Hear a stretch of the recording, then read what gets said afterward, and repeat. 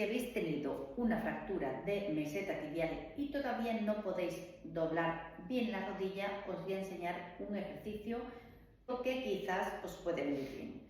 Vamos a colocar la pierna encima de una silla, ¿vale? Más o menos tenéis esta flexión de rodilla.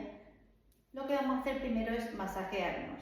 Nos vamos a masajear, cogéis una cremita y os masajeáis toda la musculatura, mucho por aquí detrás. La tenemos muy rígida después de la fractura y de la inmovilización. La inserción de los gemelos también. Le damos al cuádriceps también. Tenéis que estar unos 10 minutitos masajeando y calentando toda la musculatura. ¿Vale? Una vez que hemos finalizado el masaje, lo que vamos a hacer es inclinar el cuerpo hacia adelante, hacia detrás, hacia adelante, hacia detrás. Cada uno forzando hasta donde pueda. Así. 3, 4, 5. Unas 10 veces. Descansamos. Si veis que habéis ganado movilidad, ponemos el pie cada vez más apoyado en la silla.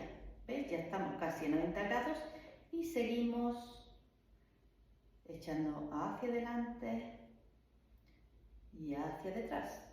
También es interesante extender la pierna y dejar que el peso de la pierna haga la extensión completa o incluso empujar hacia abajo.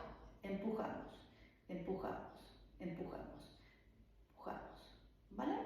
Y doblamos, empujamos y doblamos.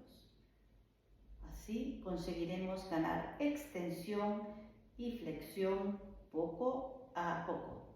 Hacedlo y me contáis. Adiós.